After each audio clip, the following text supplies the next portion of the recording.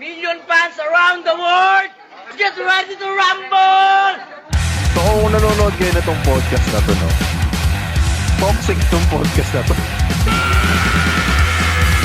Mabuhay ang bakla ng Pilipinas! Sana mamatay lahat ng kurakot sa Pilipinas. Hello, man. Kilala mo You don't do that to me. Dahil ako, binibigyan ko kayo ng pagkakataon sa buhay. Actually, no, isang araw ko lang din nalaman yung chismis na yun. Oh, yun. Hindi na kaya yung mga yan. One word na lang. One word. Pipino. Welcome sa ang paborito nating podcast. And para sa episode na to, itutuloy natin yung iceberg tier list natin. And just in case na gusto ninyong pakinggan, okay, or mapanood yung mga naunang layers ng iceberg chart natin. Pakita mo nga, Louie, muna yung natin, yung iceberg chart natin. Yung iceberg chart natin, kasi dun sa previous sa part 1 ng Pinoy iceberg tier list na nadali na natin yung first at saka third layer ng iceberg tier list or yung iceberg chart natin. Okay? So, good sa tayo doon. And kung gusto ninyong mapanood, okay, kung gusto niyo mapanood yung first to third layer ng iceberg natin, visit Spotify and search nyo lang ang paborito kong podcast, tapos episode 21 siya. Okay?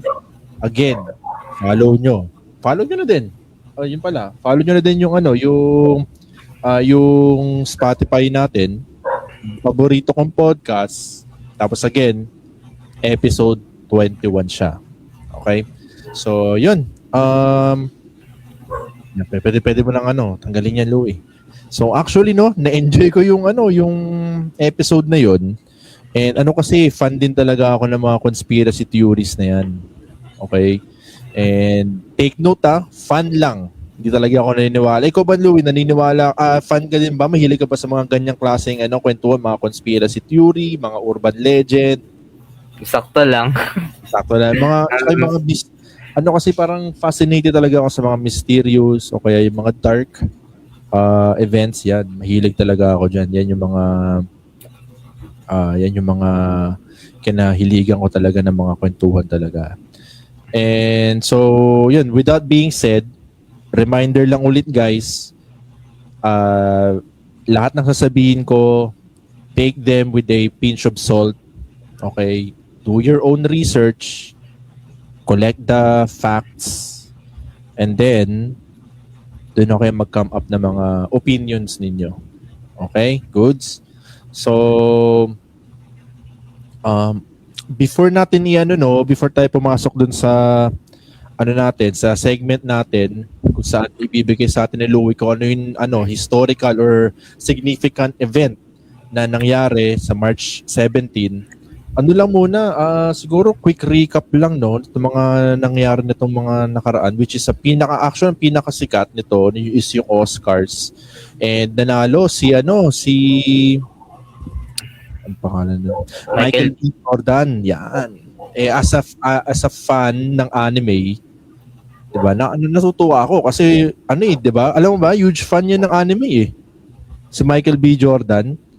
Yan, ang paborito niyan, lalo na alam ko Naruto talaga. Naruto, My Hero Academia, yung mga those kind of stuff ng anime, most likely siguro shonen. And nakita ko parang nanood din siya ng Ghibli. So, which is a good thing to know, 'di ba? Yung kasi dati, 'di ba? Dati ang anime, kung nanonood ka ng anime and you are above 30 years old, 'di ba? Nasuscrutinize ka nun 'di ba?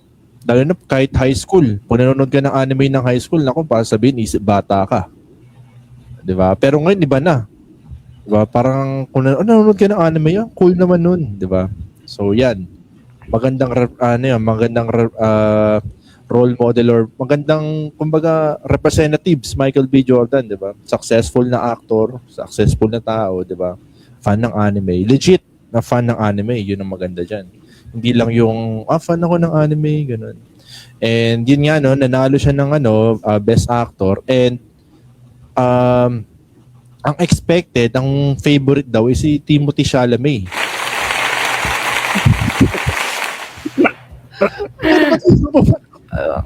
Yun lang bumalakpak. Yun nga si Timothy Chalamet. And the thing is, ito nga napanood ko kanina yung Marty Supreme. Okay, napanood ko yung Sinners at kanina pinanood ko yung Marty Supreme. Look,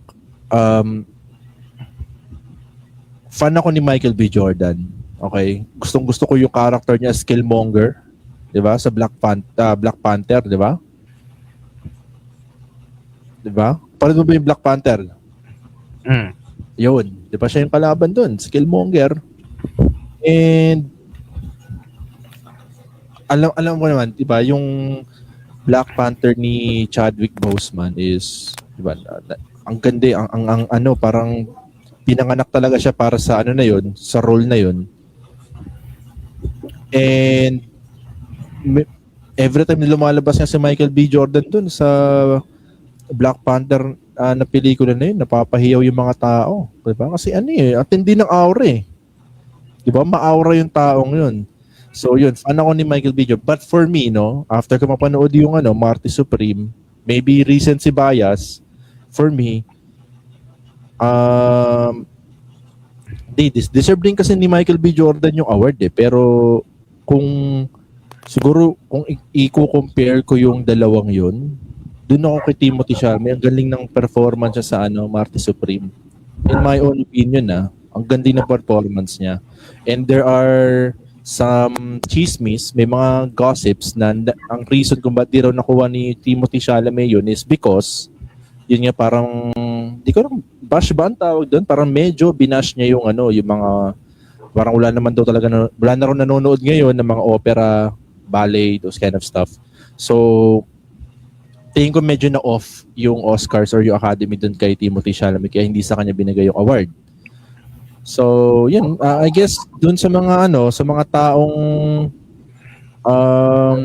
gustong malaman, deserve ba talaga ni Timothy Chalamet? Deserve ba talaga ni Michael B. Jordan yung award? Comment nyo. Team Spotify, comment ninyo. Kung kayo, nanonood kayo na live ngayon, comment nyo na din. And yun no.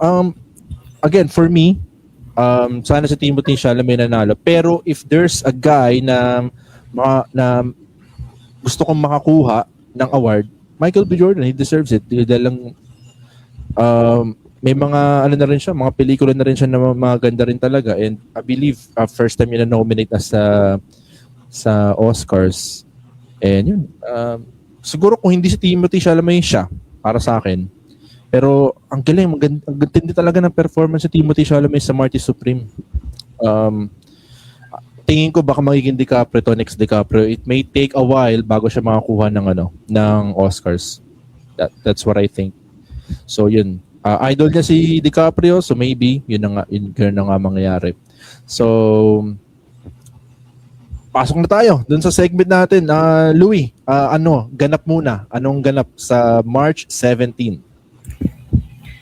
Noong Marso 17, 1521, dumaong si Ferdinand Magellan sa Humonlon Island matapos ang mahabang paglalayag mula sa karagatang Pasipiko. Ang pagdating na ito ay tinuturing na unang naitalang pagdating ng Europe sa kapuluan ng Pilipinas. Kapuluan ng Pilipinas. Kapuluan ng Pilipinas. Ito walang script yan. Wala yan. Walang script yan. Okay. So, isa to sa pinaka-important. So, before tayo mapunta sa kasi baka mga tao dyan, nasa na ang iceberg? Ito, quick lang na kwentuhan kasi itong na-mention ni Louie na na event, isa to sa pinaka-importanteng kaganapan sa history ng Pilipinas. 'Di ba?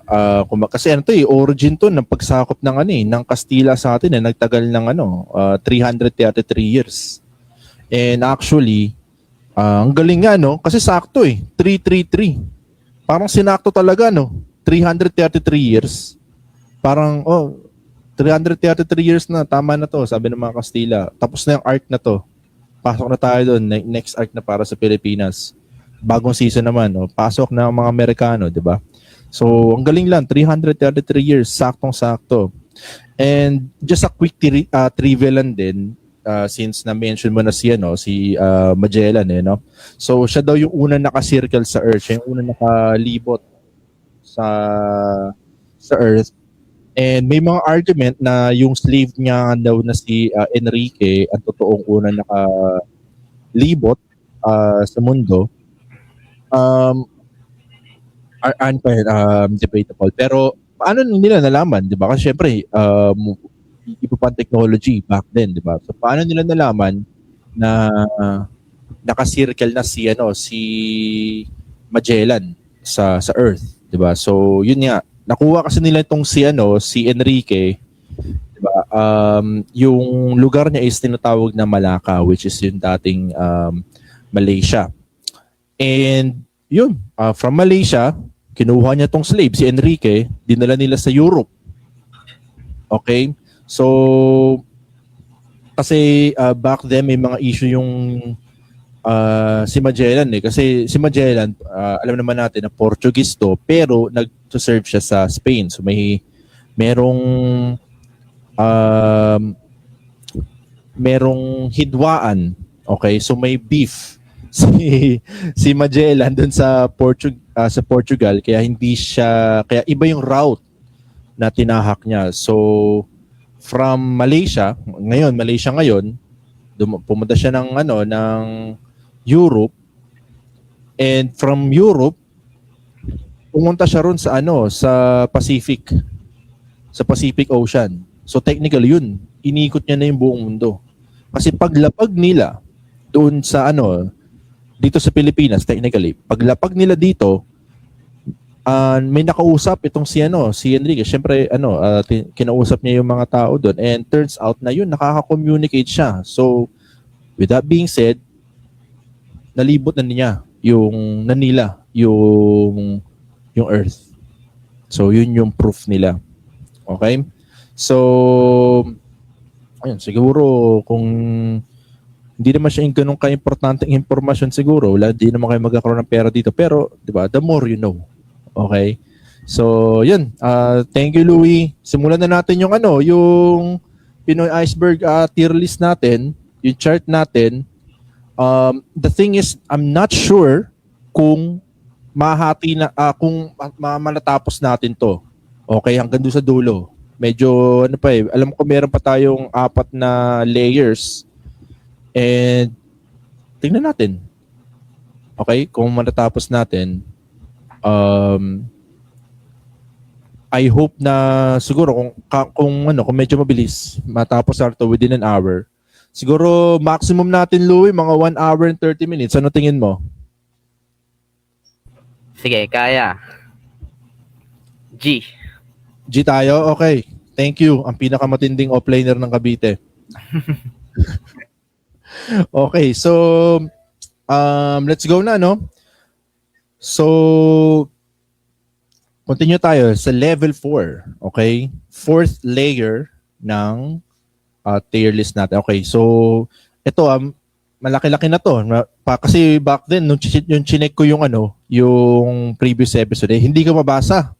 Okay, masyado maliit. Yung mga text dun sa chart natin. So yun, ito. Hinati-hati ko na lang. So from there, para mababasa ninyo, okay? At makasabay kayo kung So again, kung gusto nyo may maidagdag kayo, mag-leave lang kayo ng comment, okay, sa live podcast na to. And I will do my best to cater your comments, no? Okay, nakikita ko naman yan sa dito sa StreamYard. So yun. Simulan natin. Level 4 disturbing events. Hacienda Luisita Massacre. Okay? So, noong November 16, 2004, okay, nagwelga yung mga manggagawa ng Hacienda Luisita upang ipaglaban para dumagdag yung sweldo, and para kasi nagkaroon ng ng land reform sa Pilipinas during that time, which is yung CARP, Comprehensive Agrarian Reform Program. Okay? So from there, magkakaroon ng share yung mga manggagawa, yung mga magsasaka. Okay, so instead na sumisweldo na sila, yung meron pa silang share dun sa sa lupain na kanilang pinagsasakahan. So, according dun sa dito sa event na to, sa pangyayari na to, sabi nila na hindi nga daw na hindi daw na-apply ng tama yung land reform na to. So nagkaroon ng Michael Patil ng putik. Naalala ko kasi dispersal eh. So yun, nauwi yung protesta, okay? Nauwi yung protesta sa Karahasan. Okay, so I'm not sure kung nagkaroon ba ng tulakan, di ba?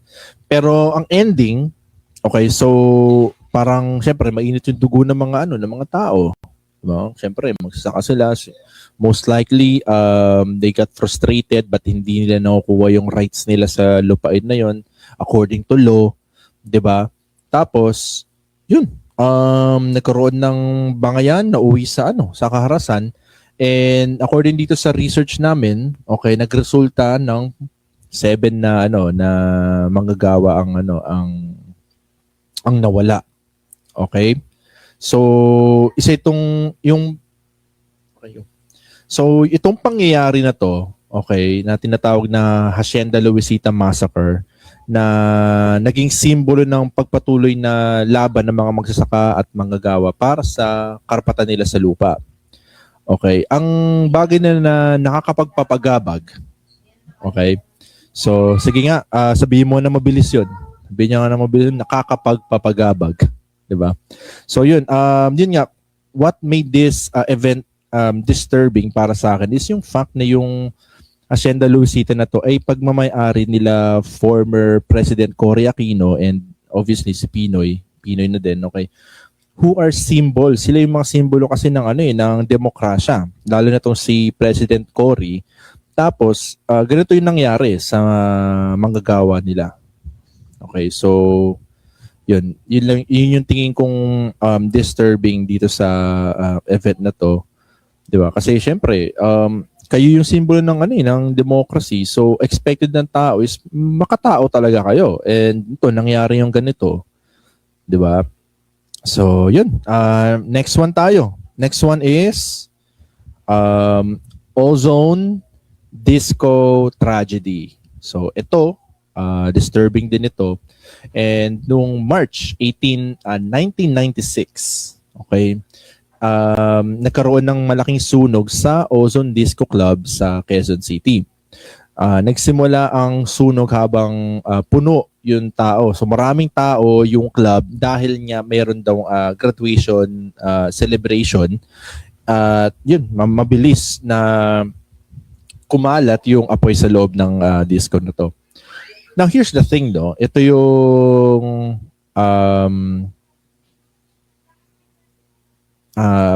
huge mistake, or I guess for me, masasabi ko na kapababayaan ng disco or ng kung sino man nag-handle ng disco na to. So 350 yung tao sa loob ng disco. Okay? And the thing is, ang capacity lang ng disco is 35 lang. So 10 times ang nasa loob ng disco na yon. Ang resulta, dahil nga sobrang daming tao, 162 ang nawala. At marami ang syempre obviously ang na-injured sa event na to. Yung isa pang reason kung bakit marami ang nawala sa event na to is yung yung exit. Maliit, tapos iisa lang exit. So basically, kung saan kayo pumasok, doon din kayo lalabas. Walang maayos na fire exit. Itong I guess itong disco na to. And yung pinto, okay, kasi I believe naniniwala ata sa feng shui itong may-ari ng ng disco. So yung pinto nila is you can open it from the inside.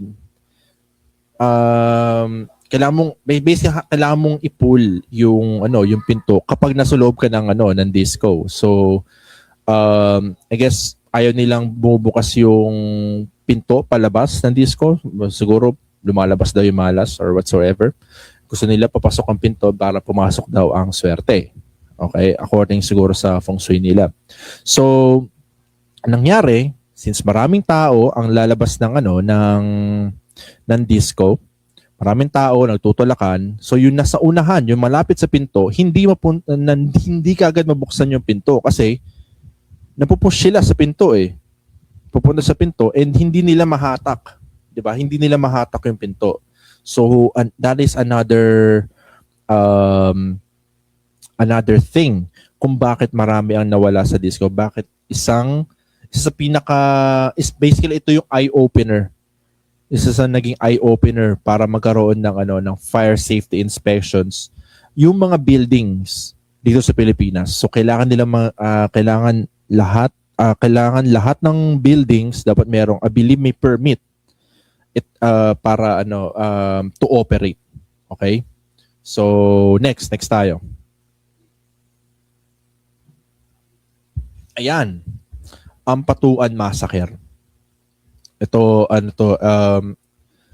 isa sa pinakamalagim at madugong case or event related sa politics and sa mga journalists. So noong November 23, 2009 sa Maguindanao, okay? May mga tao na nawala or namatay. 58 sila. Kabilang doon 32 na journalist. They were on their way para mag-submit ng COC or Certificate of Candidacy. Okay? So ito ang nangyari. Yung convoy habang papunta sila ron sa sa ano ba tawag doon? Hindi ko alam kung natawag doon. Basta doon sa place kung saan nila isasubmit, COMELEC, kung saan nila isasubmit yung yung COC nila, tinambangan sila. Okay? Tinambangan yung pamilya ni Ismael Mangudadato, and yung tumambang is yung yung pamilya ni Ampatuan. Okay? So itong si Ampatuan, kumbaga sila yung big boss sa Maguindanao. Powerful ang pamilya na yan sa lugar na yan. Okay? Kumbaga parang territory nila yan . So hinarang yung convoy nila Mangudadato ng mga armadong may picture yung anak ko doon . So yun, kumbaga sila yung big boss and tinambangan ng mga armadong lalaki itong convoy nila nila Mangudadato, and yung armadong lalaki niya connected doon kay Andal Ampatuan Jr. So during that time wala si I believe wala ata si Ismael Mangudadato, which is the guy who will run for mayor sa lugar na yan. So yung ang ginawa nila nila Ampatuan to make sure na hindi sila kagad mahuli sana is ililibing nila yung mga labi ng minasakar nila. Okay? Pero the thing is before nila matapos yung mass graveyard, dumating agad yung mga yung I believe yung military yung dumating, and hindi nila natapos yung mass graveyard nila. Kaya madaling na-recover yung labi ng mga ng 58 na tao na to, ang sabi nila kaya nalaman is yun nga, na-inform agad ng asawa ni Mangudadato, which is isa sa mga biktima, si Mangudadato yung tatakbo. So yun, yung resulta ng kaso noong 2019, Okay, hinatulan ng korte na life imprisonment si Andalang Ampatuan Jr. pati na rin yung kasabwat na halos 10 taon yung yung paglilitis nitong na to. So yun, pero no 2019 nakatulad sila life imprisonment. So life imprisonment kasi yun, wala kasi tayong death penalty. So I'm not sure kung counted as death penalty to, pero for me I guess dapat, no? So yun, isa sa pinaka-tragic na na event sa history ng Pilipinas. Alright. So next Louie. White Lady of Balete Drive. So mabilis lang to, no? Mabilis lang to. Almost everyone naman aware dito na may isang ito sikat na urban legend to sa Quezon City na meron dong babae na nakasuot ng puti at bumabalik sa lugar kung saan siya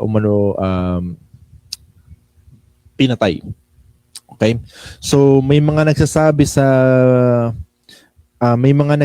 na biktima siya ng SA or sexual assault.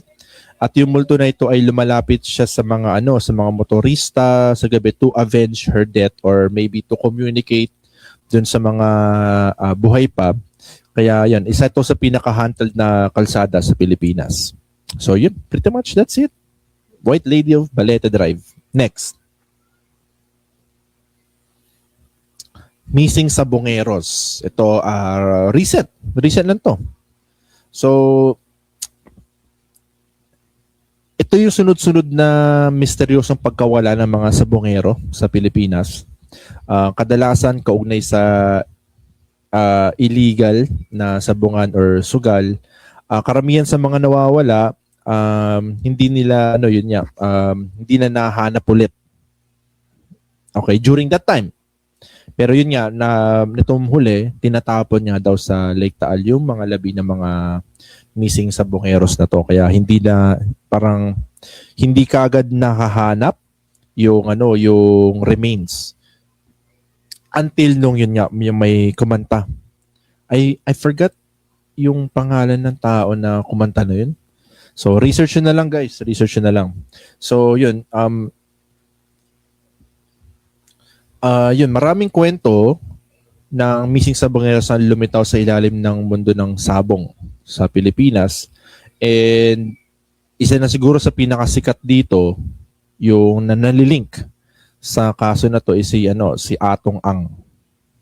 Okay, so basically siya yung pinaka number one most wanted sa bansa natin.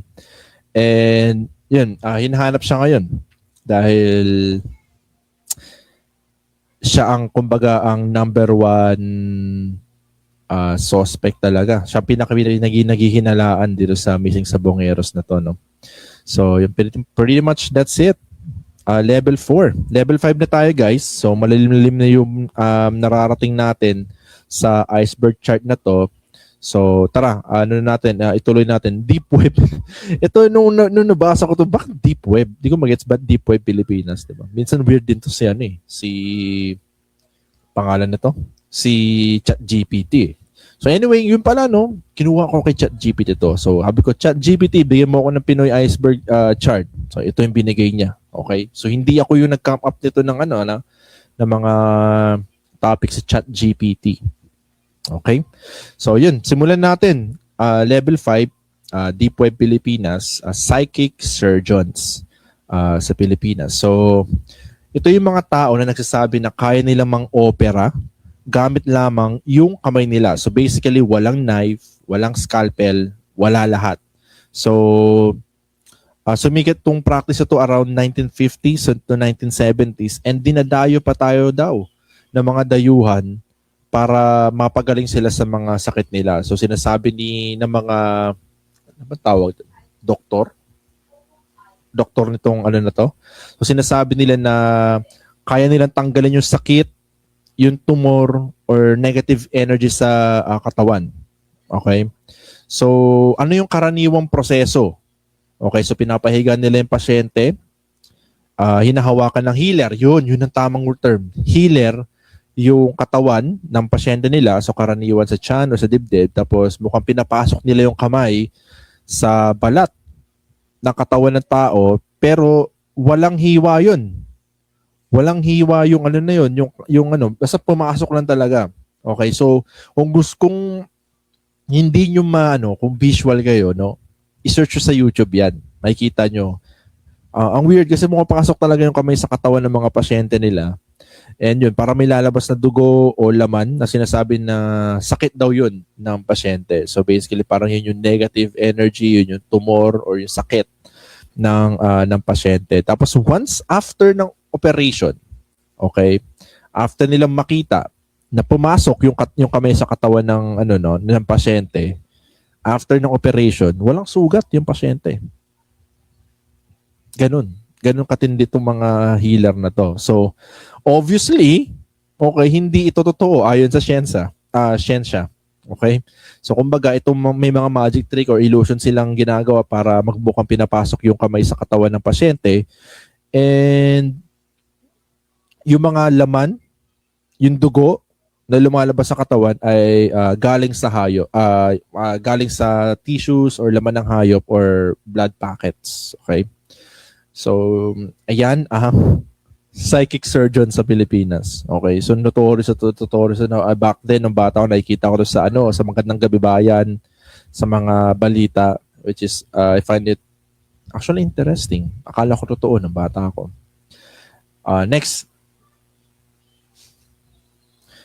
Next tayo, World War II comfort women. Alright. So, medyo sensitive itong topic na to. So, yan. Trigger warning lang. Lalo na sa mga babae. Okay. So, meron daw mga comfort women sa Pilipinas ng World War II. And yung mga kababaihan na to, ng mga Pilipina ay pinipilit or dinutukot ng mga sundalong Hapon upang maging sex slaves ng mga military, mga sundalong Hapon. Okay, so nangyari ito nung sakop-sakop tayo ng Hapon from 1942 to 1945. Okay, so libong-libong mga Filipina daw, karamihan, my God, mga kabataan, ang nagiging biktima ng sistemang ito. Pagkatapos ng digmaan, maraming survivors ang nanahimik dahil nahihiya sila dahil sa trauma. Ngunit kalaunan ay yun, nagsimula magsalita at humingi ng hustisya itong mga victims. May karoon sila ng grupo at tinatawag sa grupo nila is Malaya Lolas. Okay, so matatanda na sila nung nagsilabasan itong mga victims ng maybe they realize na it's time to speak up, and yun, they want yung government ng Japan na bigyan sila ng compensation doon sa ginawang krimen sa kanila. So actually hanggang ngayon patuloy pa din yung pananawagan ng mga survivors and yung history para sa pagkilala, paghingi ng tawad at hustisya para sa mga naging victims ng comfort women system ng Japan back then. So upon research, nagsorry na daw yung yung Japan about dito, pero hindi yun enough. So hindi enough ang sorry. Gusto nila yun nga ng compensation galing sa Japan. Kasi walang magagawa ang sorry. Diba? Sorry lang yun, diba? So kailangan nila ng compensation. Kasi technically, hindi lang yan basta-basta ordinaryong krimen. They were treated as sex slaves, diba? Come on. Di lang yan sorry. Kuha lang ang sorry dyan. Let's go. Wait lang.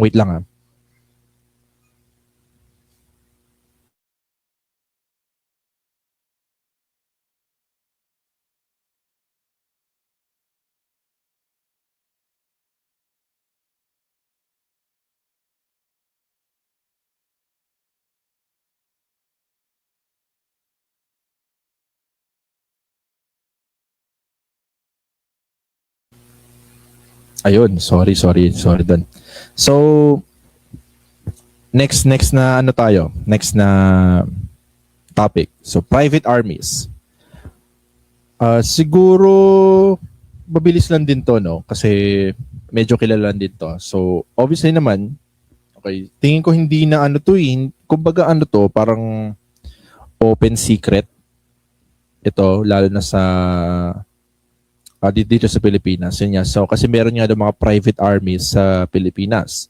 And yung mga private armies is pinopondohan at kinokontrol ng mga kapangyarihang politiko, mga warlord, o kaya mayayamang pamilya para sa protection ng kanilang mga ng kanilang power, ng kanilang kapangyarihan. Okay? Tsaka interest na din dito sa Pilipinas. Karaniwan nilang ginagamit itong mga itong private armies na to during election. Okay, so kung maaalala ninyo, dun sa previous previous layer, yun nga, si Andalam Ampatuan Jr. Meron siyang private armies daw. Okay, so yun. Isa yun sa pinaka sikat na example ng topic na to. So, take note guys illegal ang pagkakaroon ng private armies dito sa Pilipinas. Pero for some reason patuloy pa din ng ang pagkakaroon ng ilang politicians ng private army. Okay? So, most likely dahil yun sa political dynasties.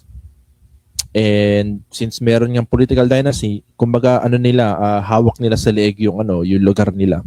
Kaya mahina yung pag-i-enforce ng law sa lungsod or sa lalawigan nila. So yun, private armies. Next. Kaya next natin para sa layer na to is yun, Secret Tunnels of Manila. Ito pretty much explanatory. Meron daw mga underground passages dito sa Manila na ginawa noong World War II. So lalo na sa karamihan ito sa Intramuros tsaka sa Fort Santiago. Ginagamit to bilang taguan, escape route at military passage habang nagaganap yung digmaan sa lungsod ng Maynila. So may mga ulat na may mga ilang tunnels ginawa at pinalawak ng mga sundalong Hapon nung sinakop tayo ng Japan, obviously. So, may mga tunnels pa din na hindi na natin kayang i-explore due to siguro medyo marupok na rin talaga or anytime baka bumagsak yung tunnels. So, may mga urban legend itong mga mga multo, 'di ba? Mga ghost ng mga military, mga namatay nung digmaan. And another thing is, kung maaalala nyo, okay, kung papanoorin nyo yung previous episode natin or about dito sa iceberg chart na to, again, episode 21. Okay, balikan nyo guys. So episode 21, na kung maalala niyo, meron daw Yamashita treasure and isa yung mga tunnel, secret tunnel sa Manila, yung pinagtaguan ng treasure na to. Okay? So, ayan. Secret Tunnels of Manila. Okay, dumako na tayo guys. Level 6 ng ating iceberg. And take note, itong iceberg na to madugo. So, I guess, warning lang. Tingnan nyo. Ayan, ang dami. Puro mga massacre.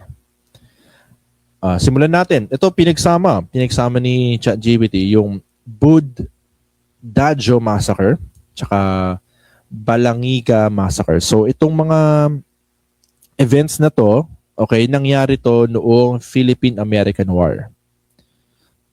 Right? So simulan natin dun sa Bud Dajo Massacre. So nangyari to noong 1906 sa Holosulu during ng Philippine-American War. So ang kwento is umatras na raw yung daang-daang Moro civilians. Kabilang dito, obviously mga kababaihan at yung mga bata sa crater ng Bundok Dajo upang umiwas sa mga Amerikano. So kasi during that time, 'di ba, kinakalaban natin yung mga Amerikano. And unfortunately, kahit na umatras na sila, And obviously, kasi mga kababaihan at mga bata, hindi talaga makakalaban yan. Pero itong mga sundalo ng United States, itong mga Amerikanong sundalo na to,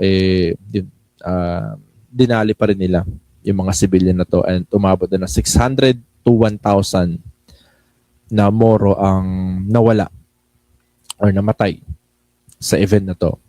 So, sabi ng mga Amerikano, ang depensa nila sa event na to is nanlaban daw yung mga rebelding armado. And hanggang ngayon, okay, kasi paano man lalaban yan, di ba? Babae, mga bata. For me, it just doesn't make any sense. Di ba? Kasi, let's say mga rebelde nga yan. Di ba? Pero bakit bakit damay pati babae tsaka mga bata, di ba? Na hindi naman lumalaban. So, siguro may mga babae na lumalaban din talaga, parte ng rebellion, di ba? Pero bata, seryoso, come on. And yun nga, hanggang ngayon, tinitingnan pa rin daw ng mga tinuturing pa rin ng mga historia na yun, isa sa mga pinakamalupit na karahasan during during ng panahon ng mga Amerikano dito sa Pilipinas against sa mga Moro or mga Muslim. Okay? And yun nga, two-part to. Yung next na massacre is yung Balangiga massacre. So, itong Balangiga massacre, I hope na napopronounce ko siya na maayos, no? So, na 1901, okay, sa bayan ng Balangiga, Eastern Samar, inatake ng mga Pilipinong mandirigma na pinamumunuan ni Valeriano Abanador. Okay, so inatake nila yung mga Amerikano habang nag-aalmusal itong mga kanuna to, no? At umabot sa 48 na sundalong Amerikano ang nawala. Isa sa pinakamalaking pagkatalo to ng US Army sa Pilipinas. So, syempre, hindi lang to tinake for granted ng mga Amerikano. They saw this as a huge threat, kaya gumante sila. Naglunsad ng brutal na kampanya itong mga Amerikano sa Samar sa utos ni Jacob H. Smith. Okay? And I quote, sinabi niya na gawing howling wilderness yung isla ng Samar. So, libong-libong Pilipino ang namatay sa operasyon na to. So, yung controversy nito, obviously, maraming Pilipino ang namatay sa Balangiga. Another thing is, kinuha din daw nila yung kampana ng Balangiga. And I believe na balik na yata nitong mga 2010s. I forgot yung exact date. Pero yun nga, Kasi kinuha nila yung bell. So after nilang gawin itong massacre na to, kinuha nila yung bell. Yung Balangiga bell. Okay, as a trophy. So ganun ka kupal itong si Jacob H. Smith. Okay? So next.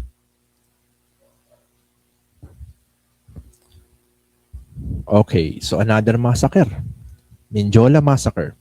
So, itong Mindiola massacre nangyari noong January 22, 1987 sa Mindiola Bridge, malapit sa Malacanang Palace sa Maynila. Maraming magsasaka yung nagmarcha patungo sa Malacanang upang humiling din ng tunay na plataporma sa lupain matapos ang pagbagsak ng diktatorya ni Ferdinand Marcos. So, hinarang ulit sila ng mga pulis, ng militar, okay? At nauwi sa Potuan kung saan 13 na magsasaka ang nawala. At marami ang sugatan, no? Malaki ang naging controversy nito dahil nangyari to sa ilalim ng administrasyon ni, again, Corazon Aquino, na inasahang magdadala dapat ng demokrasya sa Pilipinas pagkatapos ng People Power Revolution. So hanggang ngayon, maraming grupo ng magsasaka na nagsasabing hindi pa rin lubos na napaparusahan ng mga responsible sa sa massacre na to.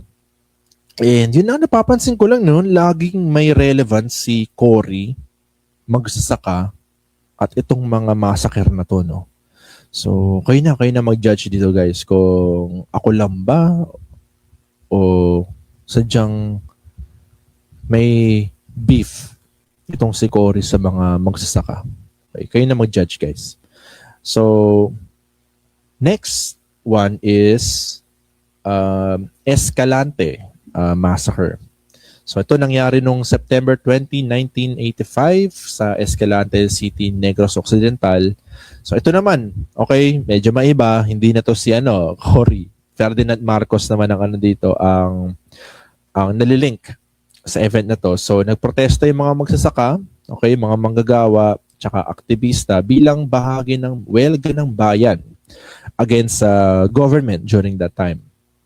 So pinaputukan daw umano ng mga armadong paramilitary at security forces na yung mga itong mga nagrally or nagprotesta na to, nagresulta sa 20 deaths.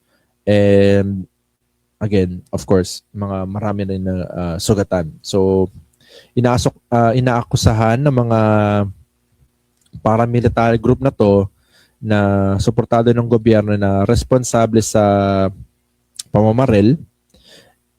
Inaakusahan. Ano to? Sino nagsulat nito? So yun, sinasabi nga ng mga kritiko na na simbolo ng abuso sa human rights during nung martial law.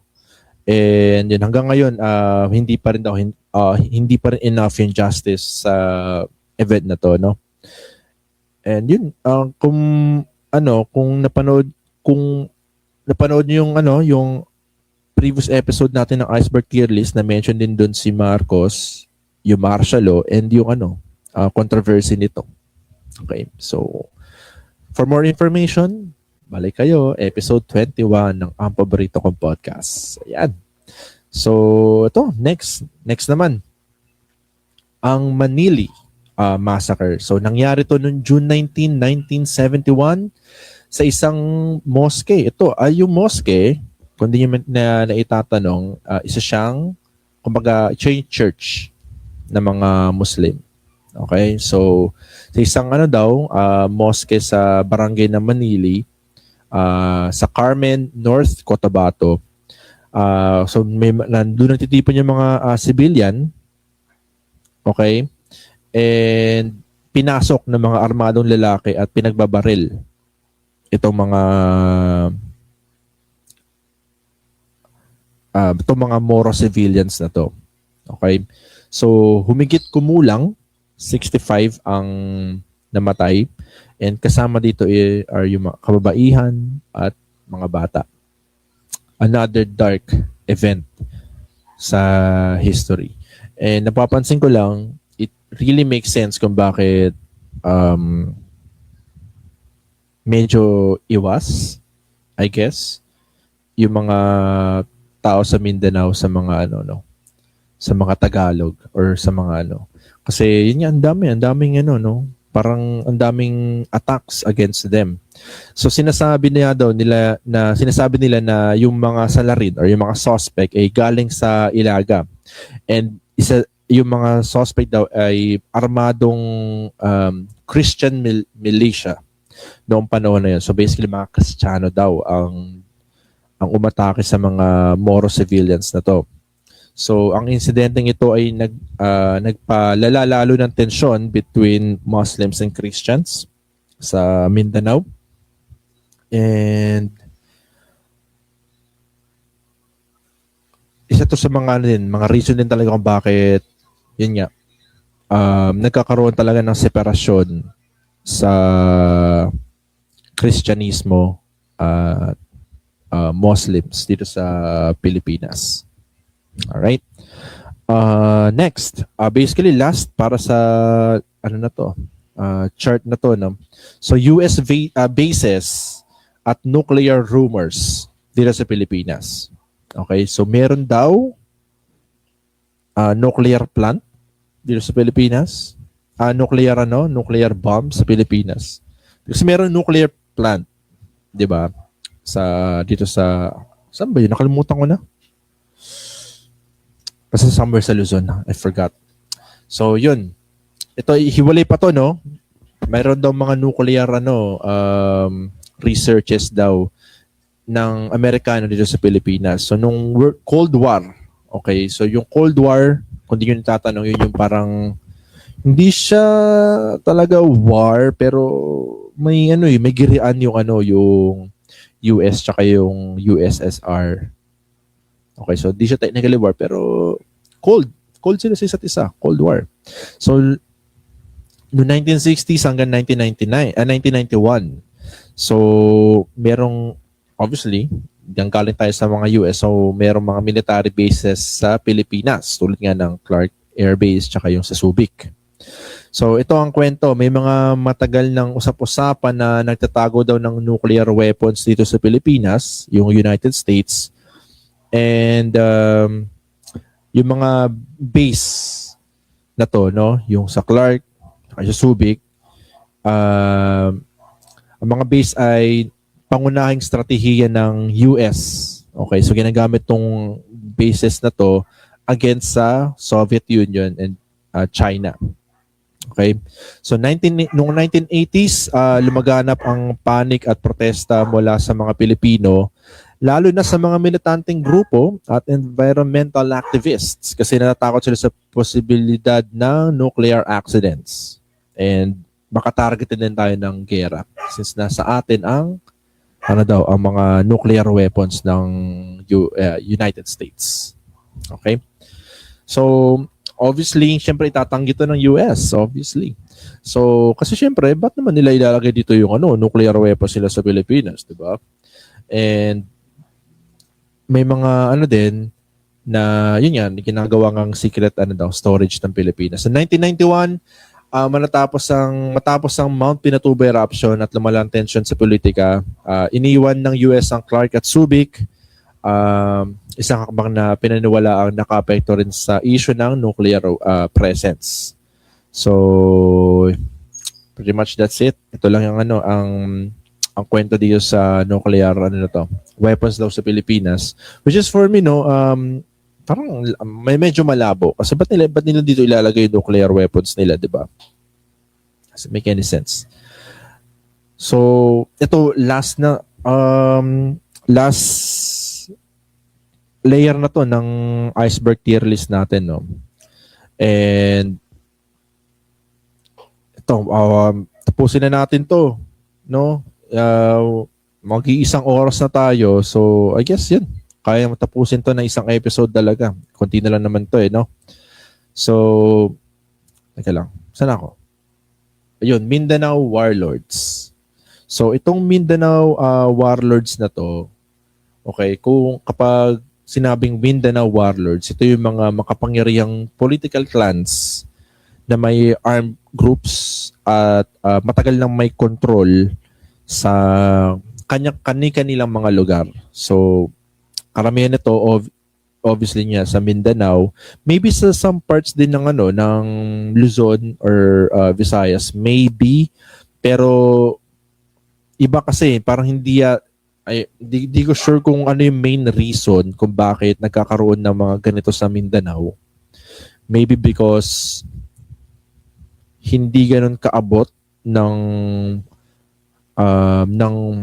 people sa Luzon yung mga authorities dito sa Luzon, yung Mindanao. So basically mahina ang pag-implement ng law sa Mindanao, no? So yun, dahil nga sa warlord sila, okay, meron silang private armies, okay? Pretty much that's it. Yun, another big example nito is yung sa Maguindanao Massacre noong 2009. There you go. Next is yung martial law disappearances. Okay, so mabilis lang to. Okay, mention ko na to sa sa previous episode natin na may mga nawawala nga daw mga victims. Ito mga biktima na to is yung mga aktivista, mga estudyante, and may mga ordinary mamayan din na maybe against kay kay Marcos noong martial law. Okay? So, hanggang ngayon may mga nagsasabi pa rin lalo na yung mga yung mga apologists or mga loyalist. Yun, better word. Loyalist ni Marcos na hindi na totoo yun na may mga nawawala na dinadakip just because na against sila kay Marcos. So maybe mga talaga sila, mga criminal talaga. I don't know. But base rin sa mga sa research na are historians, okay, na meron nga daw signs ng power abuse si Marcos. So kung against ka sa kanya, most likely dadakipin ka at hindi ka na ulit makikitang ulit. Alright? Kasi nung back then kasi pag sinabi ng police na aarestuhin ka, suspended yung habeas corpus. So meaning they don't need any warrants para hulihin ka. Hulihin ka on the spot, they have the right to do that. Okay? During nung martial law. So again, kung trip nyo magkaroon ng martial law, it's up to you guys, okay? But for me, walang podcast kung walang martial law. Diba? So next topic. Drug war killings.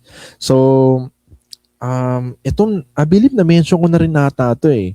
So, nung drug war, okay, nung panahon ni Rodrigo Duterte, isa to sa mga main platforms niya. Okay, so libo-libo yung mga namatay sa campaign ni Duterte nung 2016 after niya manalo ng simula 2016 after niyang manalo sa election. So, ito, ngayon, nasa Netherlands si former President Duterte.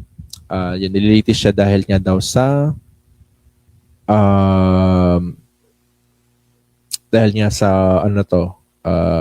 drug war killings na to. So, hanggang ngayon wala pang result. So, but I hope na magkaroon na ng result as soon as possible para malaman ng sambayanan kung kung nababayaran ba ang ICC. Joke lang. Kung talaga bang ginawa ni President Duterte yung mga ganito, So there you go. Next. Ito malapit na tayo matapos. Okay, human trafficking routes. Okay, so ito meron daw mga lihim, mga secret network or routes dito sa Pilipinas na ginagamit ng mga traffickers para human trafficking. Okay, so ano yung mga human trafficking? Ito yung mga forced labor, okay, sexual exploitation or illegal work ng mga tao. So from one country, lilipat nila sa other countries na willing magbayad para sa mga taong manggagawa na to. Okay? So sa Pilipinas, maraming biktima ng na ang nire-recruit sa pangakong magtatrabaho sila sa ibang bansa. Okay? Pero uuwi sila sa exploitation kapag nakarating sila sa kanilang destination. Okay? So, one great example nito is yung kaso ni Mary Jane Veloso. Okay? So, for those who don't know kung ano yung nangyari dito kay Mary Jane Veloso, so isa siyang domestic worker. Si Mary Jane, na-arresto siya sa Indonesia noong 2010 matapos makita yung 2.6 kilos na heroin sa kanyang luggage. Alright? So dahil dito, syempre nakulong si Mary Jane sa Indonesia and may death penalty sa Indonesia. So kung nag-smuggle ka ng drugs, death penalty sa nun. So they don't fuck around yan sa country na yan, sa ganyang klaseng krimen, Noong 2015, bago siya ma-execute, okay, bago magawa yung execution, pinatigil ng Indonesia yung execution na to kasi nag-request tayong Pilipinas na imbis na na i-execute si Mary Jane, gawing testigo. Okay, laban dun sa nag-recruit mismo kay Mary Jane, Kasi totoo nga naman, bakit mo naman, 'di ba? Kasi technically baka yun nga obviously nahuli sa akto no na merong drugs sa luggage ni Mary Jane Veloso, pero according nga sa kwento is ano nga siya victim din siya technically, 'di ba? Kasi hindi niya alam na may tao na nagpasok ng drugs sa luggage niya. So yan, isa siyang example dito sa human trafficking na to, no? Another well-known na kaso is yung pinaparatang na kaso kay Kibuloy. Right? So ayon daw sa sa FBI, alright? So kung di yung kilala si Kibuloy, siya yung founder ng Kingdom of Jesus Christ, na isa pinakamalaking religious group sa Pilipinas. Okay? Tsaka sa abroad may mga may mga followers din siya dyan sa abroad. So base sa US authorities, sa FBI, meron daw trafficking or exploitation scheme itong si Kibbs gamit yung kanyang religious organization. So hanggang ngayon patuloy pa rin yung legal battle at debatable pa din kung ito ba ay kaso ng abuse of power or isang political charge investigation. Alright? Okay, so ito nang last na topic natin no sa chart na to. Political dynasties. Okay, so itong political dynasties na to, way back pa yata to no? Kasi syempre, may ito Sergio Osmeña, nakaraan meron din si Osmeña din na na senador. Rojas, si Mar Rojas, diba? Macapagal, Gloria Macapagal Arroyo, diba? Si Cory Aquino, si Pinoy, diba? Itong recent President Duterte, tapos si Sara, which is naging vice. And baka yun maging presidente rin sa susunod na na election dahil sa laki ng followers niya din, no? So, kumbaga, technically kasi wala na dapat political dynasty sa Pilipinas, pero parang walang ipin kasi yung batas dito, no? Kasi merong 1987 na Philippine Constitution. Ang kaso, yun nga, walang ipin itong batas na to. Kaya, meron pa rin. Marami pa rin na mga political dynasties sa Pilipinas. So, itong mga example is kunwari so Duterte family sa Davao, Aquino Cojuangco family sa Tarlac, okay? Ito yung mga Estrada, Ejercito, ang Patuan clan, mga Bilyar yan. So, isa sa pinakamayamang political families na may malakas na presence sa sa business at politics. Ito mga to, okay? Sa Pilipinas, hindi lang kandidato ang binoboto, minsan buong pamilya. So, yun nga, best example itong tulad ni Marcos, tulad ni Duterte, hanggang kila Aquino at Villar. Mga political dynasties yan. Pero, to be fair, okay, look, baka sabihin nyo, dilawan ako. Pero kasi itong mga Aquino na to is, alam ko si Bam lang ata ang Aquino ngayon sa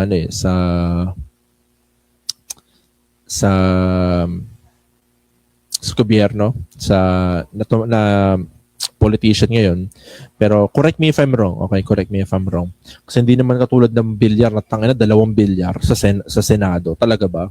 Marcos isang senador, isang presidente, 'di ba? So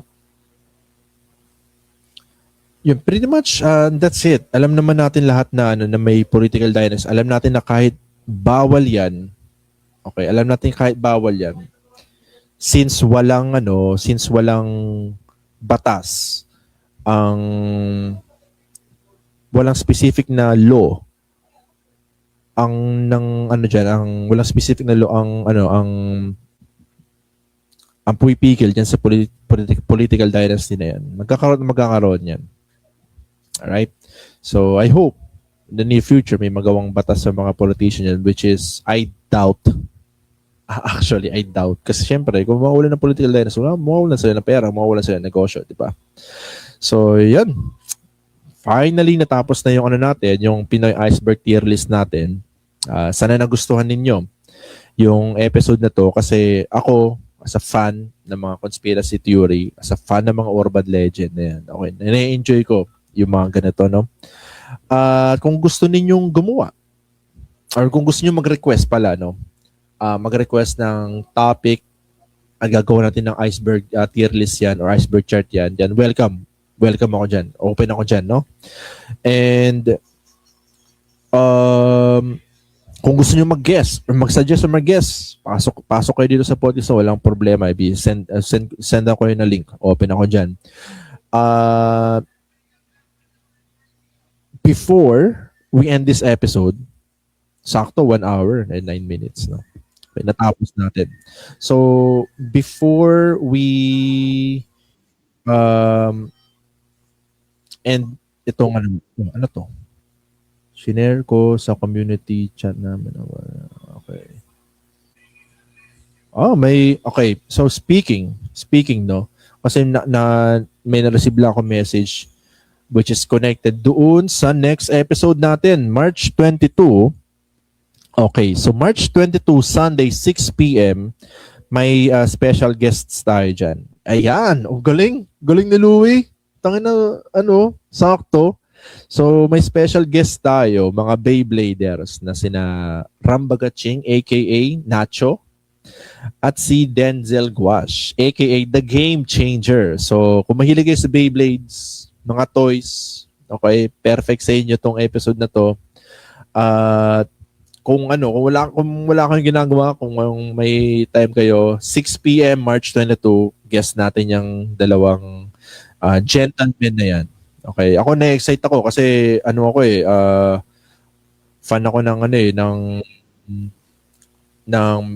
Beyblade eh. Though ngayon, ito kasi ang problema, wala akong pangbili ng Beyblade. Kasi gusto ko rin sana sumali sa mga tournament na yan eh, no? Pero we'll see. Siguro itong episode na to, siguro mako-convince ako to participate, okay, to an event or to a tournament. Okay, but let's see, okay. Ayun. Thank you sa mga nanood. Again, March 22, no? March 22,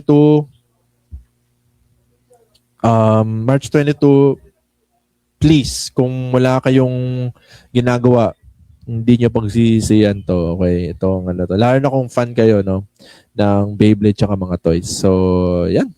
Pretty much that's it. Thank you sa mga nanood. I-upload ko to sa Spotify. Follow nyo na rin ako sa Spotify. Follow nyo yung podcast ko. Thank you guys, no? Thank you guys sa panonood. Peace out. Thank you.